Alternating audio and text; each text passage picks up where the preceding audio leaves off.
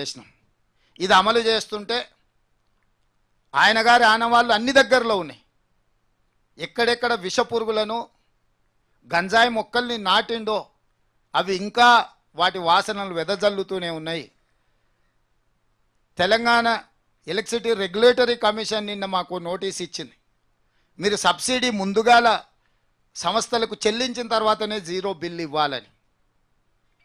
ఆ మేధావికి నేను చెప్పదలుచుకున్నా, ఇన్ని రోజులు రైతులకు ఉచితంగా కరెంట్ ఇస్తే ఆనాటి ప్రభుత్వం 24 గంటలు ఇస్తుందంటే ఏ రోజైనా ఈ ఆదేశం ఇచ్చినవా?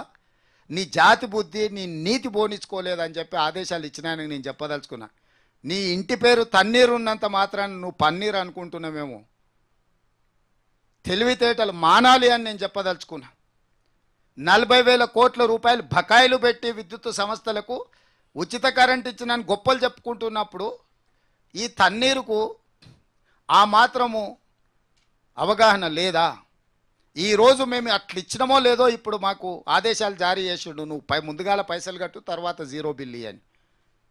అందుకే ఈ గంజాయి మొక్కల్ని పీకే పని మీద ఉన్నా, కలుపు మొక్కల్ని పీకుతూనే ఉన్నా, కానీ ఇంకా ఎక్కడ పడితే అక్కడ నాటి పెట్టిండు. అవిగా ఎట్లా వెదజల్లుతున్నాయి వాటి పరిమళాలు అంటే ఊహించని విధంగా వెదజల్లుతున్నాయి.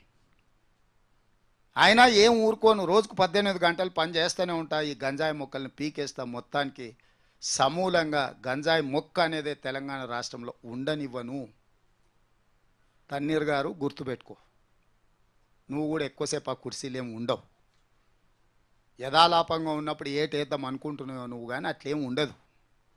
మాకు లెక్క ఉంటుంది, ఆ లెక్క ప్రకారమే పనిచేస్తాం.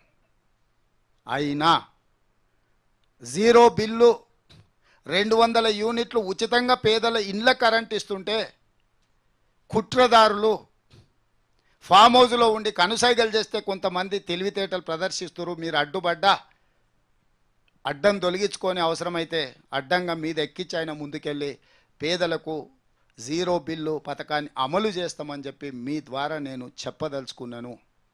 ఇదే కాదు, ఆనాడు పేదవాడికి ఇల్లు ఇవ్వాలి, గ్రామాలలో ఉన్న దళితులు గిరిజనులు పేదవాళ్ళకు ఆత్మగౌరవం, సొంత ఇల్లు అన్న ఆలోచనతోని తెలంగాణ రాష్ట్రంలోనే 17 లక్షల ఇందిరమ్మ ఇండ్లు కట్టి ప్రతి పేదవాడికి శాచ్యురేషన్ వరకు ఆనాడు కాంగ్రెస్ పార్టీ ఇండ్లు ఇచ్చింది. తర్వాత తెలంగాణ రాష్ట్రం వచ్చినాక డబ్బా ఇండ్లు వద్దు, డబుల్ బెడ్రూమ్ ఇండ్లు ముద్దు అన్నాడు. ఇక ఆ డబుల్ బెడ్రూమ్లు ఎవరికి వచ్చినా ఎవరికి రాలేదు నేను విశ్లేషించదలుచుకోలేదు, మీకు అందరికీ తెలుసు. ఆయన మాత్రం 9 నెలల 150 గదులతోటి పెద్ద పెద్ద భవంతులు నిర్మించుకున్నాడు.